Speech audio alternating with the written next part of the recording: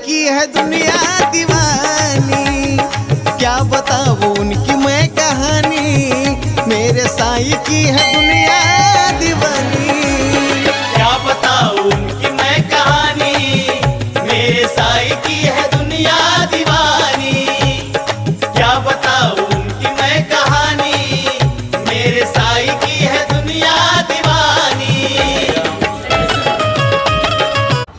जय साई राम दोस्तों, जयेंद्र पटेल कजल्स साईं की कहानी भक्तों की जुबानी में आज हम आए हुए हैं मालाड मालवनी में, जहाँ पे एक बाबा का अनोखा मंदिर बनाया हुआ है, जो बाबा को पत्थर पे बिठाया गया है। और आज तक हमने सिर्फ तस्वीरों में देखी है जहाँ पे बाबा पत्थर पे विराजमान है। ये रूबरू जैसे बाबा शिरडी में बैठते थे पत्थर के ऊपर, वैसे यहाँ पे बाबा को पत्थर पे बिठाया गया है। और ये पहला मंदिर है जो मैंने देखा, या आपने किसी ने अगर कहीं देखा होगा तो प्लीज़ कमेंट करके बताइए। बट हमारे देखने में आया हुआ ये बाबा का पहला मंदिर है जहाँ पे बाबा पत्थर पे विराजमान है। एक प्यारा सा गाना है जो हमेशा हम लोग गाते हैं कि पत्थर पे बैठे हैं मेरे साईं बाबा, क्यों मैं ढूंढूं मंदिर मस्जिद काशी काबा। पत्थर पे बैठे हैं मेरे साईं बाबा, क्यों मैं ढूंढूं मंदिर मस्जिद काशी काबा। तो ना आपको काशी जाना है ना काबा जाना है, फिर सिर्फ मालाड मालवनी आना है बाबा का दर्शन लेना है। तो ये मंदिर कैसे यहाँ पे बना, ये पत्थर कहाँ से मिला, कि यहाँ पे हमारे द्वारका माई मित्र मंदिर के सभी सदस्य यहाँ पे है। हमारे दोस्त दिलीप भाई कोटक, पप्पू भाई प्यास से कहते हैं, यहाँ पे सभी साईं भक्त आज विराजमान आए हुए हैं। तो सभी साईं भक्तों का हम स्वागत करते हैं और हम आगे की कहानी, साईं की कहानी भक्तों की जुबानी में हम पप्पू भाई से सुनना चाहेंगे। कैसे ये मंदिर निर्माण हुआ, कैसे इसके पीछे बाबा ने कैसे इनका साथ दिया, तो आगे की कहानी हम सुनेंगे पप्पू भाई की जुबानी। ओम साई राम। साईं की कहानी भक्तों की जुबानी में आज हम आए हुए मालाड मालवनी, और मालाड मालवनी का मंदिर काफ़ी अनोखा है। मैंने आपको बताया इंट्रोडक्शन में। अब वो मंदिर अनोखा कैसे बना, क्या हुआ उस मंदिर के पीछे, और वो मंदिर जो बाबा की मूरत जो बैठी हुई है, वो मूरत बैठी है पत्थर के ऊपर, और पत्थर पे बाबा कैसे विराजमान हुए, ये सारा जो आज बाबा का मंदिर यहाँ पे है, ये मंदिर कैसे निर्माण हुआ, इसके पीछे की कहानी हम आज जानने बैठे हुए हैं। और इस मंदिर के सही सेवक है द्वारका माई मित्र मंडल के पप्पू भाई, हमारे दोस्त। तो पप्पू भाई, जय साई राम। जय साई राम। सबसे पहले तो हम जानना चाहेंगे कि ये जो बाबा पत्थर पे बैठे हुए, ये आपके मन में विचार क्यों आया कि बाबा यहाँ पे मैं जब मंदिर बनाऊंगा तो बाबा पत्थर पे बैठना चाहिए। देखिए अभी हम काफ़ी मंदिरें देखे जहाँ पे दरबार बनता है, या कैबिनेट होता है, या ड्रॉ बनते हैं ना, तो जैसे हमने मंदिर देखे हुए। लेकिन आपके मन में ऐसा सोच कैसी आई, या क्या ये था कि मन में कि मैं अगर मंदिर हम लोग अगर बनाएंगे द्वारका माई वाले, तो हम लोग पत्थर के ऊपर बाबा को बिठाएंगे। ये कैसे आपके मन में आया, और ये जब पत्थर आपको मिला कैसे, इसकी कहानी मुझे आपसे जाननी है। तो प्लीज़ पप्पू भाई हमें बताइए। इसके पीछे एक बाबा के आशीर्वाद ही रहा है और एक लंबी कहानी है। हमारा मंदिर 1990 के दौरान एक छोटी सी फ्रेम लगा के बनाया गया था। उसमें हमारे मंडल के मेरा छोटा भाई, फिर ये जो घर में बैठे हैं राजू नीड़े, संदीप पेंडारकर और ख्वाजा, ऐसे 3-4 लोगों ने मिलके वो जगह पे साईं बाबा का फ़ोटो लगा के छोटा सा एक चबूतरा जैसा बनाया था। जी कि वहाँ पे कोई कब्जा हो के कोई गलत चीज़ें ना बने, कोई गलत लोग आएंगे तो औरतों को आना जाना एक मार्ग पे बना हुआ है। जी। वहाँ से हमारे मंदिर की शुरुआत हुई। फिर धीरे धीरे उधर हमने लकड़े का पूरा बाबा का, द्वारका माई का हमने एक सेटअप बनाया। फिर बाबा का एक फ़ोटो लगाया। यहाँ पे नरसी करके एक पेंटर था, उसने वो बाबा के फ़ोटो लगाया। तो उसके लिए प्लाईवुड तक के हमारे पास पैसे नहीं थे। तो प्रशांत सुतार के पिताजी, जो भी अब संसार में नहीं रहे, जी, वो भी साईं भक्त थे जी।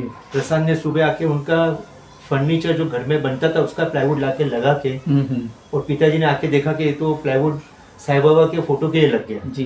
तो उनके पिताजी भी कुछ नहीं बोले। मतलब हमारे पास उस दौरान पे प्लाईवुड खरीदने के भी पैसे नहीं हुआ करते थे। तो पेंटर को भी पैसे देने के लिए साईं बाबा का हमारे पैसे नहीं था जी। तो उसने साईं बाबा का सिर्फ चेहरा बना के चले गया था कि ये लोग पैसा देंगे कि नहीं। तो वो टाइम पे उसने 1200 रुपये हमसे पेंट करने का लिया। लेकिन उसने मूर्ति इतनी अच्छी बनाई, वो फोटो जो बनाया, जब हम क्लिक करते थे तो ऐसा लगता था कि साईं बाबा जो शिरडी के साईं बाबा है ना, वैसा फोटो उठ के आता था। क्या बात है। उसके बाद में हमने सोचा कि फोटो है तो एक मूर्ति की भी स्थापना की जाए।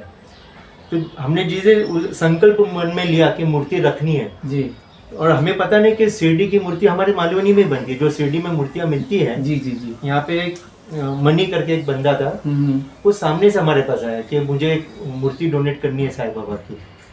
तो वो मूर्ति उसने हमें डोनेट किया और वो मूर्ति की स्थापना फिर हमने की। स्थापना करने के लिए हम लोग यहाँ से 10-11 लोग शिरडी गए। वो मूर्ति की हमने वहाँ पे स्पर्श कराया, द्वारका माई में भी स्पर्श कराया और मंदिर में भी लेके गए और फिर वो मूर्ति को लाके हमने यहाँ पे स्थापित किया। तब तक मंदिर जो भी आप देख रहे हो जी, इसका इस तरह का निर्माण नहीं था जी। छोटा सा पतरा लगा हुआ था और एक समझो छोटी सी झोपड़ी या चावड़ी समझ लो, बस वैसा ही लुक था।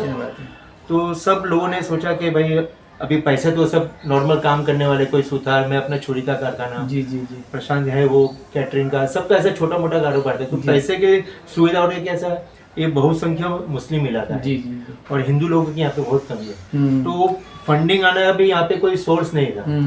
तो हमने एक मन में इच्छा किया कि हमको मंदिर को निर्माण अच्छा करना है। तो जैसे तैसे करके हमने 40,000 रुपये जमा कर लिए। 40,000 रुपये आ गया, लेकिन बजट निकाला तो 1.5 लाख का बजट आ गया।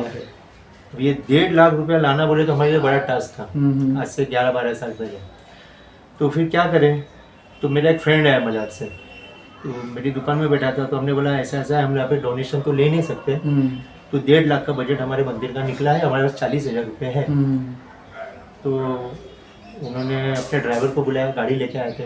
उनका एक्सपोर्ट का बिजनेस है, बटन का, इलेक्ट्रिक के बटन का। ओके, उन्होंने मेरे हाथ में 51,000 रुपीज़ हाथ में रख क्या दिया।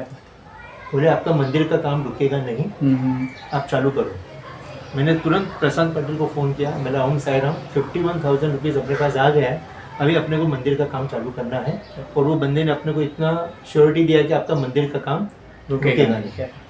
तो वो शुरुआत हो गई कि उन्होंने हिम्मत दिया। जी जी जी, 40,000 हमारे पास थे, 51,000 आ गया। जी जी, अब हमने सोचा कि ईंट का कम करेंगे, फिर कभी बारिश का पानी आएगा।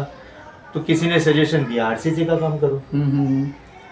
हमारा तो नॉलेज नहीं है, कोई आर्किटेक्ट तो है नहीं। तो बोले आरसीसी का काम करेंगे। अब आरसीसी का काम करने के लिए हमने बुलाया बंदे को। आरसीसी का काम तो मंदिर का सुन के, वो भी यूपी का था। जी जी, तो बोले मैं 40,000 रुपया पूरा ये लूँगा अपना लेबर, और इसमें आरसीसी का तुम्हारा काम मैं खड़ा करके मंदिर दे दूँगा जी। तो जब आरसीसी का है तो बजट बढ़ने वाला है, फिर सलिया कहाँ से लाएंगे, सीमेंट कहाँ से लाएंगे, हर चीज़ बढ़ते गई। जी जी, तो फिर हमने सबने आपस में बैठ के नक्की किया कि अपन ऐसा करते हैं कि पर स्क्वायर फीट का एक कॉस्ट निकालते हैं और जो कॉस्ट आएगा वो अपन सबसे ले लेंगे कि फुट के हिसाब से, क्योंकि जी। सबसे तो एक साथ में बड़ा पैसा मांग नहीं सकते। तो 350-400 रुपये के करीब का एक अंदाजा निकला कि पर स्क्वायर फीट इतना कॉस्ट आएगा तो अपना मंदिर का काम आसानी से हो जाएगा, इतना स्क्वायर फीट काम है। तो 350 की हमने पावती बनाई पर स्क्वायर फीट के। भाई एक आदमी अब चाहता है कि मंदिर बने तो मेरा भी योगदान लगे। जी जी जी, तो किसी से 500-1000 रुपये मांगने से 350 का एक टारगेट लगाया। जी। अब वो पावती बनाए तो उसका मिसयूज ये होने लगा कि मालवनी के अंदर कुछ गैंग थी, वो एक्टिव हो गई और हमको पता भी नहीं, और हमारे मंदिर के नाम पे कलेक्शन होना चालू हो गया। तो फिर हमने वो बंद कर दिया प्रोग्राम भी, मतलब ये तो नाम खराब हो जाएगा। जी, जी, जी। हमने सोचा आपस में ही निकालेंगे। जी फिर ये बनाया कि ग्रुप बनाओ, भाई मेरे पहचान वाले 5 जी। हैं, मैं अपने 5 से 350 ले लूंगा जी, ऐसा जिसके अपने जीवन में ऐसे तो 5-6 लोग खास जी, होते हैं जो जी, अपने जी। बोलने पे 500,000 रुपये तो दे ही देंगे। जी, फिर वो साइकिल से हमने काम चालू करा। उस दौरान मेरी मुलाकात जयू भाई से, जयेंद्र पटेल, उनसे हुई, पक्या से हुई। ऐसे मैंने अपने सोर्स जितने थे जो साई भक्त थे, जी, जी, मतलब उससे ही बात करके मतलब है। बराबर। हमारे योगेश वर्मा जी हैं उसके। तो स्टार्टिंग में मंदिर का निर्माण नहीं हुआ तो इतने लोग उत्सुक नहीं थे। जी जी, फिर हमने सोचा कि एक बार हिम्मत करके काम हम चालू ही कर देते हैं जी, जी। और फिर देखा जाएगा। तो हमारे इधर एक साई पालकी जाती है, साई लीला ग्रुप की। वो बंदे लोग को मैंने बोला कि भाई आप लोग शिरडी जाते हो, चल के जाते हो, तो मंदिर का निर्माण करना है। तो बोले जितनी ईंट लगेगी हम आपको दे देंगे। तो 6,000 ईंट का रिक्वायरमेंट था। तो ईंट वहाँ से आ गई। मेरा एक फ्रेंड है, उसको मैंने पूछा कि भाई सलिया, बोले पूरा सलिया स्टील का सलिया मैं दे दूंगा। एक ने सीमेंट की जवाबदारी ले ली, एक ने रेती की जवाबदारी ले ली। मैंने अब हमको लेबर कॉस्ट ही देना है जी। तो जब मंदिर का निर्माण चालू हुआ तो जो 1.5 लाख का कॉस्ट था वो 7.5 लाख तक चले गया। बाप रे। हम मटेरियल जी, का जी, अगर जी। कॉस्ट हाँ, पकड़ लेते join पूरा करते तो। जाएंगे जी, जी, तो ये सब हो जाएगा। जी तो ठीक है, काम बढ़ते गया होते गया काम। अब उस दौरान जब काम चालू था तो मैं, प्रशांत पाटिल, प्रशांत सुतार, हम यहाँ 3 जन थे जी, जी। जो ये मंदिर के पीछे ना आव न ताव देख रहे थे। वो ना अपना काम देख रहा था, मैं अपनी दुकान छोड़ दिया, मेरा जी। मोबाइल का छोटा सा दुकान था, उस पर मैं ध्यान नहीं दे रहा हम्म। था। प्रशांत सुतार भी अपना काम छोड़ के भाग के आते थे। जी तो हमने पूरी सोचा कि अभी ये एक हमारे जीवन की एक उपलब्धि समझ लो, एक बराबर। टारगेट बना लिया कि भाई मंदिर को, बाबा को स्थापित करना है। जी जी तो अब जब मंदिर को हमने, जूना मंदिर था जो 90 से चल रहा था, जी तो मूर्ति कहाँ रखेंगे, तो फिर मैंने मूर्ति 6 महीना बाबा मेरे घर पे रहे। जी जैसे पूजा अर्चना यहाँ पे मंदिर में होती थी, वैसे ही पूजा अर्चना में अपने 6 महीना हमने घर पे किए। अब कोई भी चीज़ आसानी से नहीं मिलती। जी, जी। ये वो भी बाबा का मंदिर। तो मुझे जी। काफ़ी लोगों ने बोला था कि मंदिर बनाना आसान काम नहीं है, भगवान आपकी परीक्षा लेगा। बराबर। तो हर मोड़ पे परीक्षाएं बाबा ने ली हमको, हर तरीके से बाबा ने, बोलते ना, हमारी टेस्ट लिया। उस दौरान जब हम मंदिर में लगे थे, उसके पहले मेरी मम्मी एक्सपायर हुई थी, तो डेंगू से हुई थी। अच्छा। तो मेरा लड़का था, वो टाइम पे उसको बुखार आ गया। तो मैं घर पे जाता तो लड़का बोलता था, पापा देखो बुखार आया, देखो गले में क्या हो गया है। तो मैं अपनी एक धुनी सवार हुई थी कि भाई ठीक है, जा दवा ले ले, ये कर ले। लेकिन तीसरे चौथे दिन पता चला कि उसके पूरे बदन में फोड़ी आ गई। अच्छा। पता चला कि डेंगू हो गया है और उसके प्लेटलेट्स हो गए 20,000। ओ तो मेरे को तो एकदम ये हो गया कि बाबा घर में बैठे हैं मेरे, और मेरे लड़के को बुखार आ गया, ऊपर से डेंगू आ गया, और लड़का डर गया कि दादी एक्सपायर हो गई जी, है, जी, अब जी। मुझे भी कुछ हो जाएगा। तो लड़के को एडमिट किया हॉस्पिटल में एडमिट किया, वाइफ और सब उधर हॉस्पिटल में, और मैं घर पे बाबा से झगड़ा करने बैठ गया। बोला, बाबा मैं आपके काम में मंदिर में लगा हूँ, आपने मेरे ही लड़के को बीमार कर दिया, तो ये तो फिर कैसा है बाबा? मेरी तो श्रद्धा आपने पूरी हिला दी, इतनी भारी परीक्षा। मेरा बाबा कल दिवाली है, मेरा लड़का मुझे घर पे चाहिए, मुझे ये नहीं पता कि कैसे आएगा। मेरा लड़का हॉस्पिटल में होगा, मैं यहाँ पे मंदिर बना रहा हूँ, तो मुझे नहीं बाबा, मेरी इतनी परीक्षा मत लो। बराबर। और किरण भाई ऐसा चमत्कार हुआ कि रातों रात उसके प्लेटलेट्स एक ही दिन के अंदर शूट आउट करके 1.5 लाख पे आ क्या गए, बात। और डॉक्टर ने नेक्स्ट डे मेरे लड़के को डिस्चार्ज किया। दिवाली मेरे लड़के ने मेरे घर पे मनाई। ओम साई राम। क्या तो ये बाबा के चमत्कार ही मैं तो समझता हूँ जी, कि जी। बाबा ने परीक्षा भी ली, जी मेरा एक लड़का, उसको भी अच्छा करके घर पे भेज दिया। जी और इस दौरान मंदिर का काम हमारा धीरे धीरे आगे बढ़ रहा था। जी तो मंदिर के काम के टाइम पे हमने ये सोचा कि हमारा पहला जो एक प्लेटफॉर्म जैसा था, जी जिस पे हम बाबा की मूर्ति रखते थे, अब यहाँ पे हम लोग 3-4 लोग हैं, तो कभी साफ सफाई हो गई नहीं हुई, तो जब भी हम ड्रॉ खोलते थे ना, तो नीचे चीजें मैश पड़ी रहती जी थी। जी जी तो फिर मन में ये हुआ कि हमारा आसन जो बाबा बैठे हैं, जी नीचे सब गंदगी रहे। गंदगी है, कभी जी। सफाई करो, कभी कॉकरोच, कभी क्या निकल, तो हमको बाबा को ऐसी जगह पे बिठाना है जहाँ पे एक सॉलिड, एक मन में आओ तो भाव आना जी चाहिए। जी जी तो नजर गई शिरडी के मंदिर पे, जी मतलब बाबा पत्थर में बैठते थे, तो वो एक अच्छी चीज पे ही, सॉलिड चीज पे बैठते थे, एक संदेश है मेरा। जी और जब भी जाते हैं, अभी हम शिरडी जाते हैं तो चावड़ी में पत्थर के उधर ही, मैं तो पत्थर के उधर ऊपर नहीं, मैं नीचे पैर पड़ता हूँ बराबर। कि बाबा के पैर यहाँ हुआ करते जी होंगे। जी जी जी एक भाव होता है कि जी, बाबा जी। वहाँ पे बैठे चावड़ी में, वो धुनी जला है, वहाँ पे बैठे हैं बाबा, जी। देखो मेरे बदन में कांटे आ रहे हैं। जी, तो जी। यही मैं जाके जब द्वारका माई मस्जिद में बैठता हूँ, तो बाबा वहाँ पे बैठे हैं और वो धुनी जला रहे हैं, जी और बाबा सबको भक्तों का आशीर्वाद, यही सोच लेके, और फिर मैं पत्थर के जाके पैर पड़ता हूँ बाबा के, और फिर मैं समाधि के मंदिर में जाता हूँ। पहला मैं द्वारका माई में जाता हूँ, चावड़ी में जाता हूँ, अब्दुल बाबा की दरगाह पे जाता हूँ, और फिर मैं बाबा के मंदिर में दर्शन करने जाता क्या हूँ। बात। तो ये मेरा नित्य क्रम है। और बाबा पत्थर पे बैठे, तो ये वाला तो अपने को पत्थर ही लाना है। अब हमको लगा पत्थर कहीं भी ले जाएंगे, मिल जाएगा। लेके आ जाएंगे, कौन सी बड़ी बात है, पत्थर ही तो लाना है। मंदिर का निर्माण को हमको कम से कम 7 महीने गए, लेकिन जिस दिन मंदिर का वो एक लेवल पे काम आया कि पत्थर की जरूरत है, अब है। उसी दिन हमें पत्थर मिला। ओके। पत्थर लेने के लिए हम लोग मलाड ईस्ट में रहे जगह काम चल रहा था, जी। सेंट वो नीचे फुटिंग खोदते हैं, वहाँ पे जाके पत्थर ढूंढे। पत्थर एडजस्ट जो हम लोग लेते थे, वो छीनी मारते थे, टूट जाता था। तो पत्थर भी तो सॉलिड होना चाहिए ना, जी, कि लाके रखे टूट जाए, कोई मतलब नहीं है। जी कई जगह पे हम लोग घूमे, फिर राजस्थान कॉल किया, तो बोले आपको इसका स्क्वायर पत्थर चाहिए, बना के देंगे हम, 60,000 रुपए का पत्थर आएगा, ग्रेनाइट का पत्थर। अब 60,000 बोले तो फिर बजट हिल जाएगा। तो मैंने क्या करे अभी लास्ट में, तो मैंने घर पे दुकान में वाइफ को बोला कि दुकान में बैठी थी, क्योंकि मैं दुकान पे ध्यान नहीं दे पा रहा जी। कि आज हम लोग है ना शिरडी चले जाएंगे, मैं प्रशांत पाटिल गाड़ी लेके शिरडी जाएंगे, रास्ते में बहुत खदान के काम चलते हैं, कहीं ना कहीं से पत्थर उठा के लेके आएंगे। अब अपने मालवनी में मलार स्टोन करके पत्थर का काम चलता है। ओके। रुपेश भाई और रामली भाई उसके ओनर है। जी जी। उनसे मेरी कोई दोस्ती नहीं थी, बस बाबा का मंदिर का काम है, तो मुझे पत्थर के लिए ऐसा 1-2 बार जाके हम वाया गए थे उनके पास। तो जिस दिन मैंने डिसाइड किया कि आज हमको नासिक जाके, नहीं तो मैं वापस नहीं आऊंगा घर पे, अगर पत्थर नहीं मिला तो मैं वापस नहीं आऊंगा, क्योंकि अभी पत्थर का काम है, मंदिर का निर्माण हुआ है और पत्थर रखना है, फिर ही लादी बैठेगी। तो उतनी देर में रुपेश भाई का फोन आया, बोले दिलीप भाई पत्थर मिला है, अब उनके येलो स्टोन रहते हैं। ओके।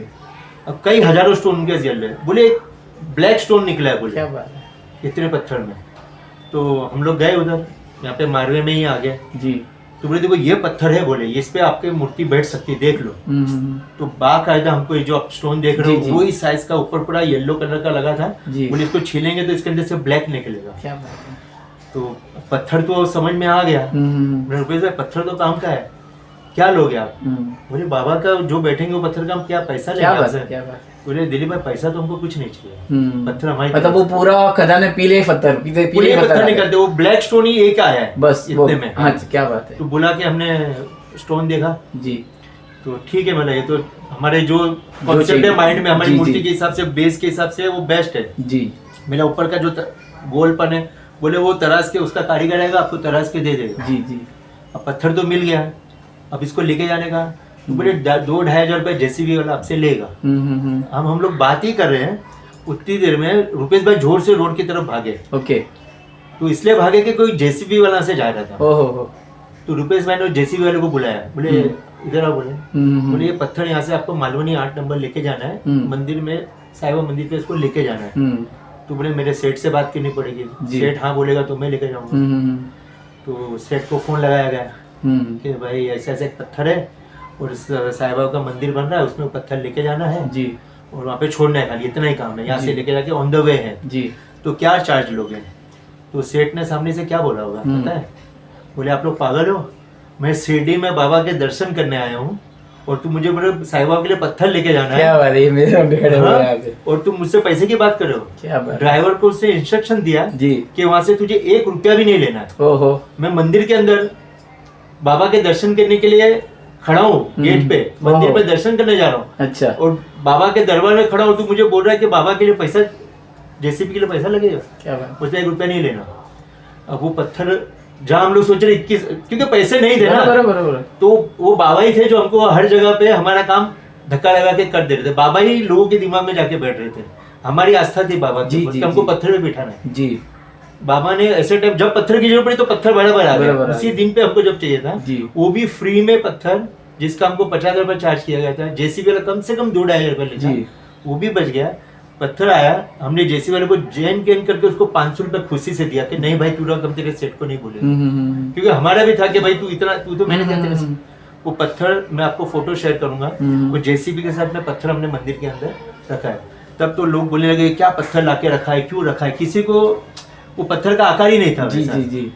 फिर रुपेश भाई ने अपने बंदे को भेजा एक को, बोले वो अपना जो भी नॉर्मल चार्ज लेगा आप पत्थर रखवा लो, सेट कर लो और उसको छील के देगा। तो हमने बाबा की मूर्ति का नीचे का साइज लेके दिया, उसने वो हिसाब से पत्थर को वहाँ पे रख के उसको पूरा छीन के वहाँ पे रखा। और एक हमारी जो इच्छा थी कि बाबा पत्थर पे बैठे, वो बाबा ने ही पूरी की। बाबा को हमारी इच्छा पसंद आई कि नहीं ये इन्होंने साईं भक्त ने कोई, मेरे भक्त ने कोई अच्छी मांग रखी थी, हमको सोना चांदी का ऐसा कुछ इच्छा नहीं थी कि बस बाबा जैसे शिरडी में ना बाबा यहाँ पे हो जाते। इसलिए हमने पत्थर का पूरा मंदिर का ब्लैक पत्थर का हमने सोचा कि बाबा एक जैसे आसमान रात को चांद कैसा दिखता है, व्हाइट चांद ब्लैक में, जी जी जी, वैसा पूरा मंदिर काला होगा पत्थर का और बाबा बीच में व्हाइट। तो हमारा ध्यान सिर्फ बाबा की मूर्ति पे जाना चाहिए। हम जब मंदिर में जाएंगे ना तो हमको चांदी सोना उस पे ध्यान नहीं जाना चाहिए कि यहाँ सोने का लगा, ये चांदी का लगा, नहीं, सिर्फ बाबा ही हमारे लिए सोना चांदी। तो हमने वो ब्लैक पत्थर का कॉन्सेप्ट रखा कि बाबा बैठे सॉलिड चीज पे, तो हमारे मनोबल भी सॉलिड होना चाहिए। जो भी आएगा पत्थर खाता है तो लगेगा अरे ये मजबूत चीज है। तो बाबा एक अच्छी चीज पे बैठे तो वैसे हमारे भी अंदर भाव आएंगे। और फिर वो एक व्हाइट मूर्ति और पूरा मंदिर ब्लैक, तो आप मंदिर में आप जैसे देखोगे तो आपको बाबा की मूर्ति पे ही ध्यान जाएगा। जी जी जी जी जी। तो बस ऐसे ही बाबा का आशीर्वाद रहा और बाबा स्थापित हो गए। जी। ओम साई राम। ओम साई राम। तो कहते हैं ना दोस्तों कि इरादे लाख बनते और बन कर टूट जाते हैं। इरादे लाख बनते और बन कर टूट जाते हैं। मंदिर वही बनाते जो बाबा को चाहते हैं। और बाबा की चाहत इतनी थी कि देखो पत्थर भी बाबा ने ही भेजा, पत्थर लेके भी बाबा आए, बस बनाने के लिए कारण द्वारका माई मित्र मंडल था। मतलब मैं कहता हूँ ना हमेशा कि बाबा है, और इस अनुभव से हमें विश्वास दिलाता है कि देखो आज भी बाबा है। ये थी कहानी कि कैसे पत्थर यहाँ पे पहुँचा और कैसे आज द्वारका माई मित्र मंडल ये बाबा का मंदिर अनोखा क्यों है। ओम साई राम। पप्पू भाई अभी आप ये बताइए कि आप बाबा से कैसे जुड़े, और ऐसा कोई चमत्कार, ऐसा कोई घटना जो आपके साथ घटी कि कोई चीज़, जैसे देखो कहते हैं ना कि हम तो हमेशा बाबा से मांगते हैं और बाबा खाली अपने प्यारे भक्त से कोई चीज़ मांगते हैं और हम कोशिश करते हैं बाबा तक पहुंचाने की, लेकिन जब पहुंचना होता है तभी वो चीज़ पहुंचती है।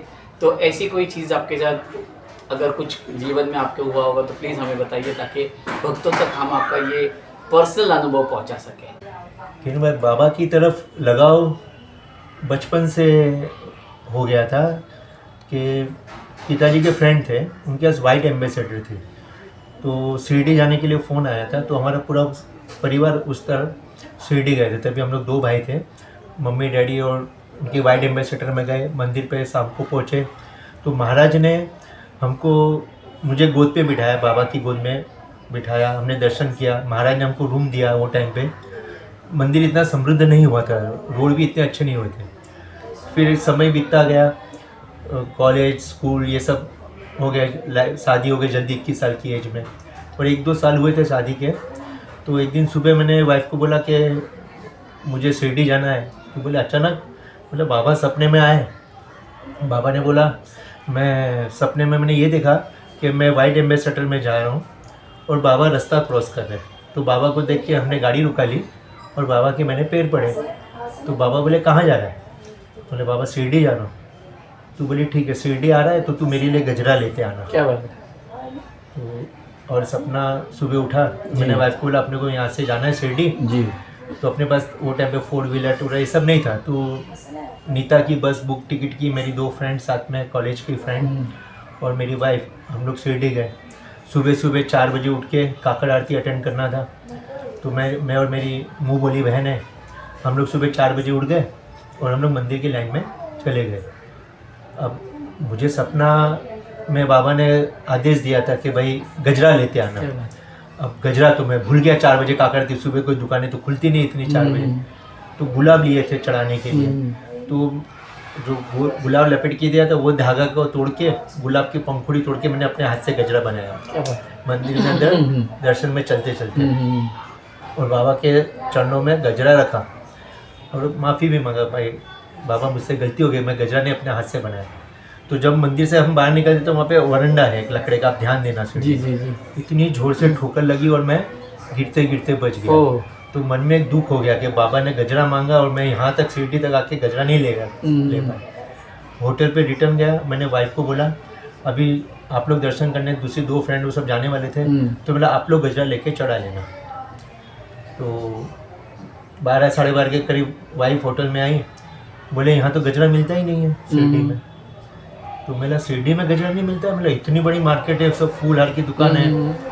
तो वाइफ ने उधर पूछा कि भाई इतनी सारी दुकानें, गजरा क्यों नहीं है? बोले यहाँ पे हम सब रेडीमेड हार लाते, कोई बनाता नहीं है, तो गजरा बनाना पड़ता है। तो हमने यहाँ पे तो रेडीमेड दुकान है, हम लाते हैं और बेच देते हैं। तो गजरा तो आपको कोई एक लेडी है, कोई एक बंदा है जो चावड़ी के उधर आता है और वही गजरा बेच के जाता है, आपको वहीं गजरा मिलेगा। ओके। तब मुझे पता चला कि बाबा की जो गजरे की मांग थी वो गलत मांग नहीं थी। बाबा को गजरा नहीं मिलता है वहाँ। Okay okay. शिरडी में मेरा ऐसा था कि 200-300 दुकानें हैं, जी जी तो कहीं ना कहीं से गजरा खरीद के लगा लेंगे। तो वो टाइम तो गजरा नहीं चढ़ा सका, मैं रिटर्न आया। तो हमारा जो साईं मंदिर बना है, तभी वो प्लाईवुड के ऊपर हमारा साईं बाबा का फोटो हुआ करता था। 8 दिन के अंदर ऐसा पूरा सब चीज़ें जुड़ गई कि बाबा की मूर्ति हमको एक मनी करके बंदा है, उसने हमको गिफ्ट दिया। तो मूर्ति जब हम यहाँ से लेके गए तो मैंने बॉम्बे से ही गजरा खरीदा। क्या बात है। वो गजरा हम लोग लेके गए। जब हम लोग मूर्ति मंदिर के अंदर लेके जा रहे थे तो मूर्ति वाला आगे, कभी मैं पीछे गर्दी के हिसाब से मैं आगे जाके वो गजरा दिया। वो गजरे का मान अलग ही है, आप कभी ट्राई करना। शिरडी जब मंदिर में जाओगे तो गजरे साथ में लेके जाना। वो महाराज गजरे लेके बाबा की समाधि पे रखेगा जी। और गजरे बाबा के पैर पे लपेट देता है। क्या बात। आप ध्यान देना, क्योंकि मैं जब भी शिरडी जाता हूँ तो मैं गजरा लेके जाता हूँ, और जैसे ही गजरा आता है वहाँ के महाराज अलर्ट हो जाते हैं और गजरा बाकायदा हाथ में लेके पूरा बाबा के हाथ पे, पैर पे और समाधि पे रखते हैं। तो वो गजरा मेरा बाबा की समाधि पे रखा और मैंने पैर पड़ के मैं आगे गया। और जो मेरी मूर्ति लेके आ रहा था, जो हम लोग मूर्ति मंदिर के लिए लेके गए थे, दूसरे महाराज ने वही गजरा उठा के साईं बाबा की मूर्ति पे लगा के हमको रिटर्न दिया। क्या बात है। मेरे मन को शांति हो गई कि बाबा ने मेरा गजरा एक्सेप्ट कर लिया। जो लास्ट टाइम मुझे ठोकर मार के गिरा दिया था, जी जी बाबा ने मेरी गलती पे, वो बाबा ने मुझे एक्सेप्ट कर लिया। फिर ये मूर्ति की जो स्थापना हुई तो गजरा हमने स्थापना में मूर्ति के नीचे हमने रखा, उस पर बाबा की मूर्ति की स्थापना क्या की। बात है, क्या तो बाबा सपने में आके जो मांग करके गए, शिरडी में गजरा ही नहीं मिलता है। आप नोट कर लेना, आप जाओगे तो चावड़ी की तरह एक बंदा कभी कभार आ जाता है, तो फिर मैं यहीं से गजरा लेके जाता हूँ। और गजरे का मान अलग है, आप कभी जाओगे शिरडी तो आप ट्राई करना। तो ये लाइव बाबा ने मुझे सपने में आके एक चमत्कार ही बोल सकते हैं, इसके अलावा कुछ नहीं बोलते। तो किरण भाई, आप जब भी नेक्स्ट टाइम जाओगे तो एक गजरा साथ में, बड़ा गजरा लेके जाना, और आप देखना कि कितना सम्मान वो बाबा की। अब उसके पीछे क्या कहानी है वो महाराज जानते होंगे बेटर, यहाँ पूछना पड़ेगा कि वो गजरे को देख के उन लोग अलग ही रिस्पॉन्स देते हैं। तो ये एक मेरा अनुभव है जो मैंने आपके साथ में शेयर किया। ये सभी साईं भक्तों को पता चलना चाहिए कि सबके अपने अनुभव रहते हैं। जी जी। लेकिन वो समझना, भगवान तो आपको बोल नहीं सकते, लेकिन वो आपको समझाते हैं ऐसे, वो आपको समझने की जरूरत है। उसके लिए भाव चाहिए, भक्ति चाहिए। कोई गजरा कोई कीमती चीज, सोने चांदी का हार नहीं है। लेकिन मुझे लगा कि बाबा मेरे सपने में आके जो मांग की थी वो परफेक्ट मांग की थी। जो बाबा को चाहिए बाबा भक्तों से हाँ, मांग लेते हैं। बस। हमेशा हमने देखा है कि भक्त बाबा से मांगते हैं, हाँ। लेकिन बाबा भी भक्तों से मांगते हैं और हाँ। भक्तों की इच्छा पूरी करते हैं। ओम साईं साईं राम। राम। साईं की कहानी भक्तों की जुबानी में अभी हम ये जानना चाहेंगे पप्पू भाई के मंदिर बन गया, बराबर है। मंदिर बनने के बाद जो आपकी मन की इच्छा थी सारी पूरी हो गई। अब ये मंदिर आज कितने साल हो गए मंदिर को? 11 साल हो गए, बराबर है। 11 साल से आप लोग बाबा की सेवा करते हैं। अभी आपका मेन उत्सव होता है रामनवमी में, और आपका बाबा का वर्धापन दिन होता है 31 जनवरी को। तो अभी इतने सालों में, ये 11 सालों में कौन से उत्सव आपके होते हैं, और जो कल का जो प्रोग्राम है जो 31 तारीख का, उसका वो कैसी शुरुआत हुई और आपने कैसे वो सारी चीज़ें अपनी शुरू की, ये हम आपसे जानना चाहेंगे। किरण भाई, मंदिर अपना करीब करीब 40 साल हो गए जी। और मंदिर का पूरा नवनिर्माण करके 11 साल हो गए जी साईं भंडारा हमारा कई सालों से चल रहा है। जी। पहले ऐसा था कि 21 किलो 51 किलो जी। ऐसा बढ़ते बढ़ते साईं भक्त बढ़ते गए, तो करीब करीब 400 किलो चावल का भंडारा होता है। क्या बात है। और 3 से 4 हज़ार साईं भक्त आके, उसमें सभी कोई जाति धर्म नहीं है, सभी लोग आके लाइन लगा के बाबा का प्रसाद लेके जाते हैं और सीरा बनाते हैं हम लोग। जी जी। ये हम लोग हर रामनवमी को, जैसे हर रामनवमी पूरे अपने हिंदुस्तान में, विश्व भर में साईं मंदिर पे, राम मंदिर पे होता है, तो हम लोग रामनवमी के दिन साईं भंडारा करते हैं। जैसे आपकी मेरी मुलाकात जयेंद्र पाटिल जी की वजह से, जी जी। जैसे हमारा मंदिर का नवनिर्माण हुआ, जयेंद्र जी ने भी हमको सहायता की थी, जी। उनका बड़ा योगदान रहा। और मंदिर का हमारे जब ऊपर का गुम्बज का काम चालू था तभी जयू भाई से मुलाकात हुई थी, और गुम्बज के काम में पूरी जयू भाई ने हमको सहायता की। जी जी। मंदिर हो गया, सब हो गया, तो हमने सोचा था कि मंदिर में कोई कार्यक्रम होना चाहिए, क्योंकि हमारे लिए और सबके लिए, हमारे एरिया के लोगों के लिए बहुत बड़ी उपलब्धि थी। जी जी। कि बाबा का मंदिर बन गया है, जी जी। तो कोई अच्छा प्रोग्राम यहाँ पे किया जाए। जी तो हमारे मन में आया कि बाबा का भजन रखें। जी। जी तो मैंने, मेरे एक फ्रेंड है प्रकाश सुरवे करके, जिन्होंने मुझे जयेंद्र पाटिल जी से मिलाया था, जी। जी तो उन्होंने कहा कि अरे पप्पू भाई, जयेंद्र भाई पटेल का खुद का भजन का ग्रुप है, आप जी, उनको जी। फोन करो। जी जी तो जयेंद्र पाटिल जी ने बोला कि पप्पू भाई मैं किरण भाई को भेजता हूँ आपके पास। जी जी और वो दिन था कि आपकी मेरी दोस्ती, जी, जी। ये तो भले जयेंद्र पाटिल प्रकाश जी बीच जी, में, जी। लेकिन वो बाबा ही थे जो सबका तार जोड़ रहे जी थे। जी जी जी तो मैं तो आपको साई परिवार ही मैं मानता हूँ जी, कि जी। मेरे साथ में जो साई बाबा ने जिससे जिससे मिलाया है जी जी जी वो मेरा साई परिवार है। जी जी तो मेरे परिवार में आप भी जुड़ गए, जी जी बाबा ने ही जोड़ा। जी जी तो भजन का कार्यक्रम हुआ जो हमारे टाइम, हमारे इधर पहली बार ऐसा कोई कार्यक्रम हुआ था। 3 दिन हमारे मंदिर का कार्यक्रम था। पहले स्थापना हुई थी, स्थापना में भी 200 लेडीजों को हमने साड़ी दी थी, सब एक जैसी साड़ी पहन के, घोड़े का रथ जिसमें बाबा को बिठा के मूर्ति की स्थापना, करीब करीब 200 कलश से स्नान किया गया। हमारी रोहिणी जी और उनके पूरा महिला मंडल आए थे। वो सब पूरा एरिया की सब लेडीजों ने मिलके हमने प्राण प्रतिष्ठान की जो पूजा हुई, उसके बाद नेक्स्ट डे पे भजन का कार्यक्रम था जिसमें आपकी पूरी टीम आई थी। जी, जी, और जी। 4 चांद लगा दिए थे। हमारे यहाँ पहली बार ऐसा प्रोग्राम हुआ था, तो हम लोग तो बहुत बहुत बोले तो बहुत मजा आया था हमको। तब से आपकी हमारी दोस्ती जी, है। जी। और उसी दौरान आपसे बात करते करते आपने हमको सजेशन दिया था जी, कि रामनवमी का तो प्रोग्राम आप हर जगह करते हो, जी जी अब वर्धापन दिन आपका 31 जनवरी का है, तो ये आप भूल जाओगे। जी जी जी तो आपने सजेशन दिया था कि आप साई पारायण, उस वक्त हमको इतना भी नॉलेज नहीं था कि साई पारायण क्या होता है। क्या होता है, कैसे होता है। जी तो आपने मार्गदर्शन दिया, आपके ग्रुप के अपने कालेकर का आका रुपेश को फोन किया और उन्होंने बोला कि ठीक है हम लोग नेक्स्ट ईयर से इसको प्रोग्राम सेवा को करेंगे। सेवा करेंगे। जी जी और उस वक्त से आज तक 10 साल हो गए हैं। आपका पहले साल हेमंत पाटिल आए थे। हेमंत पाटिल जी आए हाँ, और थे, मलाड के अपने मलाड के हेमंत पाटिल जी आए थे। उन्होंने पोथी को पोथी माना था, मानते, जी, जी, सब जी। कुछ किया था। जी, उसके बाद कालेकर कालेकर काका, रुपेश वो सब, और आप तो आते ही जी थे जी जी जी जी बाबा के ऑफिस जी से। जी जी तो आपके मार्गदर्शन पे और हमने पोथी सबने पढ़ना चालू किया। आज 10 साल से रेगुलर हमारी पोथी पढ़ती है और उसका वो मार्गदर्शन हमने घर पे भी यूज किया। हम घर पे भी पोथी का जैसे जैसे समय मिलता है हम पाठ करते हैं। और यहाँ पे पहले हम लोग करते थे 2 दिन का जी जी अखंड पारायण अखंड होता पारायण था। होता तो अखंड पारायण में रात को जागना होता था, सब होता था। जी जी तो भी लोग काम पे जाते हैं, किसको दिक्कत होती है, तो अभी हम लोग अखंड पारायण नहीं करते हुए 5 पोथी लगा के साकली पारायण साकली पारायण हम लोग करते हैं। जी जी तो वो साकली पारायण अभी 31 जनवरी को है।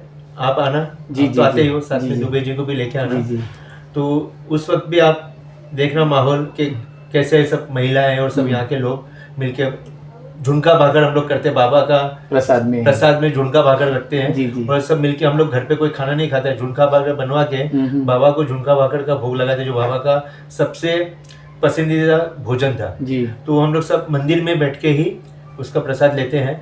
और शाम को जब पूर्णाहुति हो जाती है पारायण की, उसके बाद में आरती करने के बाद में भंडारा बनाते हैं और भंडारा का वितरण करते हैं। तो ये कार्यक्रम हमारे कई सालों से, बाबा से हमारी यही इच्छा है कि हमारे बाद में भी हमारी पीढ़ी दर हमारे बच्चे इसको फॉलो करें और ये प्रथा चलती रहे। मेरी दिली तमन्ना थी कि आपकी कहानी, मतलब जैसे हमारा टाइटल है साई की कहानी भक्तों की जुबानी, हम हर वो भक्त को मिलना चाहते हैं जिनके साथ बाबा, जो बाबा के से जुड़े हुए हैं और बाबा उनसे जुड़े हुए। देखो बाबा का काम ऐसा है ना, एक तरफा नहीं है। जैसे बाबा कहते हैं ना कि तू एक कदम आ, मैं 100 कदम आऊँगा, और आपने एक कदम उठाया और बाबा आपके साथ 100 कदम तक चलेंगे। ये बाबा का चमत्कार। अभी बताइए, अभी आप बाबा से क्या चाहते हैं, जीवन में क्या चाहते हैं, आपके लिए, आपके दोस्तों के लिए, आपके द्वारका में मित्र मंडल के लिए, हमारे लिए आप क्या चाहते हैं, बताइए। किरण भाई, बात ऐसी है कि साई भक्त सबके लिए अच्छा ही सोचता है, कभी जी। बुरा नहीं सोचता है। जी आप साई बाबा का चमत्कार ऐसा है कि जहाँ पे भी जाते हैं आपको साई की तस्वीर मिल ही जाती है। जी जी जी आप रिक्शा के पीछे भी लिखा मिलता है सबका मालिक एक। जी जी कहीं आप ऑफिसर के पास जाओगे तो साई बाबा सर्वव्यापी है, हर जगह है। जी जी तो बाबा पूरे विश्व का अच्छा करे। मेरा पड़ोसी दुखी होगा, मेरा पड़ोसी देश दुखी होगा, तो उसमें कोई किसी का पर्सनल, मैं मेरे घर में सुखी रहूं, मेरे लिए सुख मांगू, और पड़ोसी दुखी है या मेरा मित्र दुखी है, तो उससे किसी का भला नहीं होना है। जी तो मेरी तो इच्छा है बाबा सब पे अपना आशीर्वाद बनाए रखें, हर एक की अपनी मनोकामना पूरी होवे, और सबके साई भक्त, जो भी साई भक्त, आपने तो पहले ये जो साई बाबा के लिए जो निकाला है कि साई की कहानी, भक्तों भक्तों की जुबानी, ये हम जैसे छोटे छोटे मंदिरों के लिए तो बहुत बड़ा है कि हम लोग हमारा शेयर करेंगे, अनुभव बता सकेंगे, नहीं तो सेलिब्रिटी के अनुभव आजकल लोग शेयर करते हैं। जी जी जी अब वही चीजें चलती हैं। जी जी जी सेलिब्रिटी ने बोला तो लोग मानते हैं। ये तो एक छोटे से छोटे आदमी साईं भक्त के पास आप पहुंच रहे हो जी। और ये कर रहे हो, तो ये सबसे बड़ा काम है कि साईं बाबा ने आपको लगता है इसी के लिए बनाया, मुझे तो ऐसा लगता है। और इसमें बाबा आपको बहुत आगे लेके जा रहे हैं। ये मेरी एक दिली तमन्ना है कि हमारे जैसे साईं भक्त की हमारी कहानी नहीं है, ये हमारा पर्सनल अनुभव है। बाबा की जो भक्ति है वो हमारी पर्सनल है। तो ये बताने का कारण ये है कि लोगों को पता चले कि विश्व में बाबा ने चमत्कार कहीं लोगों को दिए हैं, लेकिन ये सबको पता होना चाहिए। गलत कोई मार्केटिंग करके वह करके उसका कोई मतलब नहीं। जी जी जी। तो ये भक्ति लोगों में अंदर से आत्मा से जागनी चाहिए। बाबा ने हमारे पास आशीर्वाद दिया, हमारे पास इतने संसाधन नहीं होते हुए हमने मंदिर का निर्माण हो गया, तो बाबा का आशीर्वाद होगा तो कोई भी काम हो सकता है। जी जी जी। तो ये मंदिर बन गया, आज लोग उस पे आते हैं, हर गुरुवार को आरती होती है, सुबह शाम बाबा को जैसे प्रथा से सुबह आरती होती है, बाबा को नहलाया जाके नए कपड़े पहनाए जाते हैं, हार, जो हमारी यथाशक्ति हम करते हैं। जी, जी। हम 6-7 परिवार है, वो मिलके पूरा इस कार्यक्रम को आगे बढ़ाते हैं। जी जी। वैसे ही सबको बाबा संचरण दे अपने मन में और लोग अच्छा करे, यही मेरी सबसे प्रार्थना है। और आपका ये प्रोग्राम सबके लोगों के घर घर में जाए और लोगों को एक प्रेरणा मिले, बस यही मेरी प्रार्थना है। धन्यवाद। श्री धन्यवाद। अनंत कोटि ब्रह्मांड नायक राजाधिराज योगीराज परब्रह्म श्री सच्चिदानंद सद्गुरु साईनाथ महाराज की जय। ओम साई राम। जैसे अभी हम यहाँ पे आज आए हुए द्वारकामाई मित्र मंडल, जहाँ पे बाबा पत्थर पे विराजमान है। इस मंदिर का एक प्यारा अनुभव है, मेरा खुद का अनुभव है कि जैसे पप्पू भाई को मैंने सजेस्ट किया कि आपका भंडारा होता है रामनवमी में, राइट, और आपका मंदिर का वर्धापन दिन है 31 जनवरी को। अब 31 जनवरी मतलब जिस दिन बाबा यहाँ पे विराजमान हुए, जिस दिन बाबा की प्राण प्रतिष्ठा हुई, उस दिन बाबा का एक मतलब हम सोच सकते हैं कि बाबा का जन्मदिन, बाबा का बर्थडे, बाबा हमारे पास बाबा किस दिन आए, 31 जनवरी को बाबा आए। तो आप ये दिन को भी कुछ तो उत्सव कीजिए, कुछ तो प्रोग्राम कीजिए, ताकि आपको ये तारीख याद रहेगी, वरना ये तारीख आप भूल जाओगे, आप रामनवमी के उत्सव में रहोगे और ये तारीख का ध्यान भी नहीं रहेगा। ये तारीख बहुत इंपॉर्टेंट है आपके लिए, आने वाले सारी पीढ़ी के लिए, कि 31 जनवरी को यहाँ पे बाबा का मंदिर का निर्माण हुआ था या वर्धापन दिन हुआ था, पुनर्निर्माण हुआ था। तो पता नहीं, बातें करते करते मैंने पप्पू भाई से बताया कि फिर आप एक काम कीजिए। पप्पू भाई ने बताया 2-2 उत्सव साथ में हम नहीं कर सकते, 2-2 चीज़ नहीं कर सकते हो, तो क्या कर सकते हैं। तो मैंने एक काम कीजिए, अब साई पारायण कीजिए। अब जैसे मैंने साई पारायण का नाम लिया तो वो भी हैरान हो गई, साई पारायण मतलब क्या। मैंने साई पारायण मतलब साई सत्य चरित्र होता है, जिसमें बाबा के 53 अध्याय होते हैं। 53 अध्याय में बाबा की सारी लीलाएँ, बाबा की कहानियाँ, बाबा के साथ जो लोग रहे थे, वो सारी चीज़ें, मतलब अगर आपको बाबा को जानना है तो साई चरित्र जानना बहुत ज़रूरी है। मतलब वो आपको पता चलेगा कि बाबा की किताब, मतलब स्टडी बोल सकते हैं कि बाबा का कैसे बाबा थे, क्या था बाबा का रहन सहन कैसा था, उनके भक्त कौन थे। ये एक छोटी सी चीज़ उसमें एक 53 अध्याय में है। वो 53 अध्याय आपको अखंड पारायण करना है, मतलब 24 घंटे का पारायण होता है। पहले दिन शुरू होता है, वो दूसरे दिन खत्म होता है। और एक किसी ने नहीं पढ़ना है, जितने भी साई भक्त आपके आएंगे, दोस्त यार आएंगे, हमारे लोग आएंगे, अपने मंडल के लोग, और वो लोग वो कथा पढ़ेंगे। तो एक वो पवित्र चीज़ है। और ऑब्वियसली जो बाबा को चीज़ पसंद थी वही चीज़ आप उनके वर्धमान दिन के करेंगे तो चीज़ करेंगे तो बाबा भी खुश हो जाएंगे और आपका दिन वो उत्सव बन जाएगा आपका 31 जनवरी का। तो पापा भी बोले ठीक है, देखो आप कैसी तैयारी कीजिए, हमको तो इसमें कुछ पता नहीं है। फिर मैंने जय भाई को फ़ोन किया, जय भाई को बताया, जयेंद्र भाई, जय भाई ऐसा है करके, कोई बात नहीं। और मतलब पोती भी यहाँ पे नहीं थी, कोई भी चीज़ यहाँ पे थी नहीं, मतलब ऑब्वियसली उनको नहीं पता है तो नहीं थी। तो सारी चीज़ों का अरेंजमेंट जय भाई ने किए। हमारे पुराने साई भक्त हेमंत पाटिल को साथ में लिए, भाऊजी करके हमारे जय भाई के खास मित्र है जो हमारे साथ में रहते हैं, वो थे।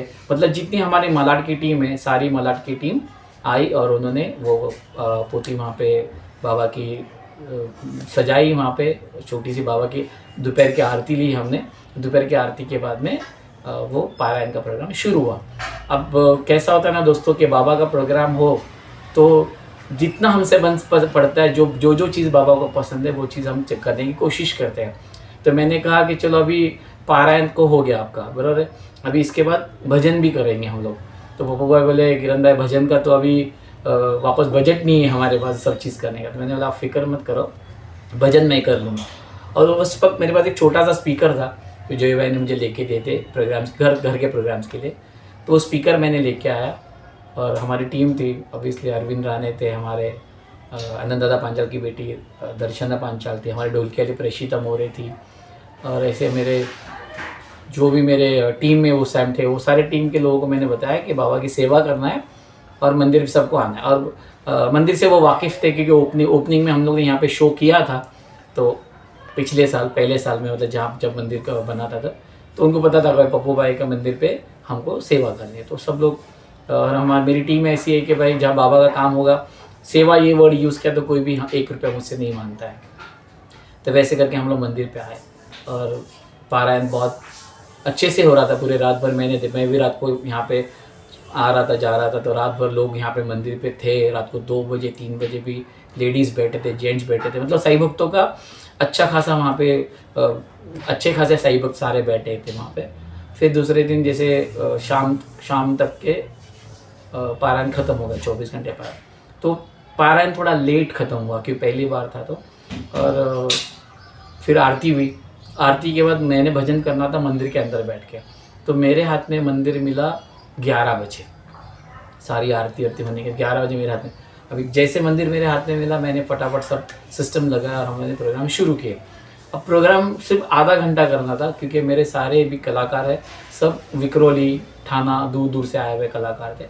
तो मैंने पप्पू भाई को बताया, पप्पू भाई हम लोग आधा घंटे का प्रोग्राम करेंगे फिर हम लोग बंद करें। पप्पू भाई कोई बात नहीं, आप सेवा कीजिए। फिर हमने भजन शुरू किया। अब उस वक्त ऐसा था ना दोस्तों कि ये प्रोग्राम होने के बाद में उनको गाड़ी भाड़ा देना या नहीं देना, ये मेरे मन में दिमाग में चल रहा है कि भाई मेरे पास जितने पैसे थे उसमें हो सकता है, नहीं हो सकता है ये चीज़, लेकिन कोई मांगेगा नहीं ये बात है, लेकिन मेरा देना फ़र्ज़ बनता है, ये सोच में मैं था। लेकिन पता नहीं, जब भी मैंने, ये तो बहुत काफ़ी अनुभव है, जब भी मैंने सेवा का शो किया ना, वहाँ पे मुझे बाबा ने मेरी झोली खुशी हो, मतलब बोलते हैं ना, खुशियों से यानी पैसे से भर दी। इन शॉर्ट हमेशा बाबा ने मुझे भर भर के दिया है। तो हमने शुरुआत किया और पहले 1-2 भजन हमने लिए, सब आके बैठे थे भक्तगण, और लेट हो गया था, 11 बज गए थे, लेकिन फिर भी मंदिर में भीड़ थी। जैसे हमने भजन शुरू 2-3 भजन लिए तो थोड़े स्लो भजन थे, लोग उतना दाद नहीं दे रहे थे। फिर मैंने थोड़े जो हमारे उड़ते भजन है जिसमें लोग मज़ा करें वैसे, तो फिर यहाँ पे जैसे बोलते ना, जैसे चाहने वाले वैसे बाबा के, बाबा ये सुनाओ ना, बाबा वो सुनाओ, एक रहता है अपना अपना तरीका रहता है बाबा से प्यार जताने का। फिर मैंने उस टाइप के सारे भजन शुरू किए जिसमें आनंद आए। और आप मानोगे नहीं, मेरे पास आधा घंटा था, आधे घंटे के अंदर जो साईधान वो लोगों ने मुझे दिया ना, वो आधे घंटे के अंदर 2200 रुपया लोगों ने दिए। जैसे बाबा को 100 रुपये जैसे देते हम जब भजन के लिए बैठे, 2200 रुपये का कलेक्शन वहाँ पे हुआ। और 11:30 तक का हमने प्रोग्राम किया। 11:30 फिर और सुनाओ करके 11:45 तक बज गए। फिर मैंने उनसे हाथ जोड़ा कि भाई सभी भक्तों का यहाँ पे हम लोग स्वागत करते हैं, लेकिन हम काफ़ी दूर दूर रहते हैं तो हमें प्रोग्राम यहाँ समाप्त करना पड़ेगा, ऐसे बोल के ओम साई राम बोल के हमने प्रोग्राम पूरा किया। फिर वहाँ से निकले हम लोग, पप्पू भाई ने घर पे ले गए हमको, हमारे लिए स्पेशल पाव भाजी मंगाई थी सभी कलाकारों के लिए। तो हम लोग सब बैठ के पाव भाजी खाया। वो 2200 रुपये उठा के मैंने अरुण रानी को दिया कि भाई इनमें इनकी सबकी गाड़ी भाड़े कर देना। तो वो बोले ठीक है। और वो जैसे हम लोग पाव भाजी खाए घर पे उनके बैठे थे, निकलते वक्त पप्पू भाई ने मेरे हाथ में 5000 रुपये दिए। तो मैं ला रहे पप्पू भाई पैसे नहीं चाहिए मुझे। बोलते नहीं करण भाई ये मेरे पैसे नहीं, ये बाबा के पैसे हैं। सबके पैसे चुक गए, सबके जिसका लेना देना जो था सारा चीज़ हो गया है, और ये 5000 रुपये आपके लिए बचे। ये 5000 मेरे लिए या मंदिर के लिए नहीं है। क्यों? इनके मंदिर में एक खासियत है, इनके मंदिर में कोई गल्ला नहीं है या कुछ नहीं है। अभी फ़िलहाल खाली वो बाबा का जो रख देते 10-20 रुपये, तो एक छोटा सा वहाँ ये रखा हुआ है। और मतलब पता नहीं ये द्वारका माई मित्र मंडल का, उनके दोस्तों का और पप्पू भाई की सोच है कि कुछ जो चाहिए वो ला के देना, पैसे नहीं चाहिए करके। तो 5000 बचे, बोले 5000 में क्या करूँ, ये आपने भजन की, आपने सेवा की, ये 5000 आपका है। तो वो 5000 रुपये मुझे उन्होंने दिए, और वो भी एक अच्छे काम के लिए मैंने उठा के हमारे एक सिंगर के दे दिए कि ये तेरे लिए तू रख देना करके। मतलब हमारे गुरुवर है आनंद दादा पांचाल, उनका पहली डेथ एनिवर्सरी थी, जो हमको पप्पू भाई के पहचान से हमने एनएल कॉलेज में हॉल बुक किया था, वहाँ पे उनको सुरों की श्रद्धांजलि हमने दी थी। तो वो 5,000 रुपये हमने वहाँ पे यूज़ किया। वो भी प्रोग्राम सारा जेबी ने ऑर्गेनाइज़ किया था। तो मतलब कहते हैं ना दोस्तों कि हम अगर सच्चे दिल से कोई चीज़ करना चाहेंगे तो वो बाबा कोई ना कोई माध्यम से पूरी करते हैं। अभी देखो ना, पप्पू भाई ने जो हमको पैसे दिए या जो भक्तों ने हमको पैसे दिए, वो हमने मांगे नहीं थे, वो हमने इच्छा नहीं की थी, लेकिन वो बाबा चाहते थे कि मेरा वक्त यहाँ से खाली हाथ नहीं जाना चाहिए। तो जब भी जो चीज़ हम बाबा से मांगते हैं ना, बाबा किसी न किसी माध्यम से पूरी करते हैं। तो ये मेरा अनुभव इस मंदिर में रहा है। इसलिए मैं आपको आज सीरीज़ ख़त्म होने से पहले मैं बताना चाहता था कि मेरा भी यह मंदिर से अनुभव जुड़ा हुआ है। तो प्लीज़ ये अभी हम लोग रिलीज़ करेंगे, ज़्यादा से ज़्यादा शेयर करना। और एक स्पेशल बात बताना चाहता हूँ, मैं जितने जो पहली सीरीज़ हमारी निकली साई सेवक पालकी की, जो हमने पहली सीरीज़ बनाई, परवलकर साहब को देके अनुभव उनका लिया, तो काफ़ी दोस्तों ने मुझे फ़ोन किया, उन्होंने बताया अरे वो आप शॉर्ट्स बनाइए ना। तो एक मेरी गुजारिश है सभी दोस्तों से, और उनसे ये कहूँगा कि अगर बाबा की कहानी सुनने के लिए अगर आपके पास 1 घंटा नहीं है ना, तो कुछ मतलब नहीं।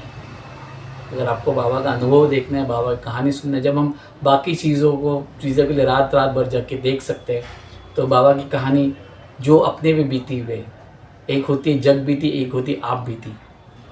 जब आप किसी की जग बीती सुनोगे ना, तो आपको पता चले कि हाँ, ये चीज़ मेरे पे भी बीती थी। और बाबा की कहानी में कहीं ना कहीं आप अपने आप को खोजो, आप दिखाई दोगे उसमें। ये हकीकत है दोस्तों। दुख, कष्ट, निवारा, ये सारी चीज़ों का एक ही रास्ता है, बस मेरे बाबा है। तो थोड़ा सा समय निकालिए, थोड़ा वीडियो कैसा होता है, हम शॉर्ट इसके लिए नहीं कर सकते, जब वो बंदा अनुभव बताता है ना, वो दिल से बताता है और वो हकीकत बयां करता है। वो स्क्रिप्ट नहीं है कि यहाँ पे कट करो, यहाँ पे जोड़ो, यहाँ पे कट करो, नहीं, स्क्रिप्ट नहीं है, वो हकीकत है। और वो हकीकत आप जब सुनने लगोगे ना, तो आप निश्चिंत है कि आप बोर नहीं होगे और आपको और सुनने का मन करेगा। तो ये भक्तों से गुजारिश है कि हमारा वीडियो आप टाइम निकाल के देखिए, जब भी मन हो तब भी देखिए, और शेयर कीजिए, लाइक कीजिए, सब्सक्राइब कीजिए। जय साईं।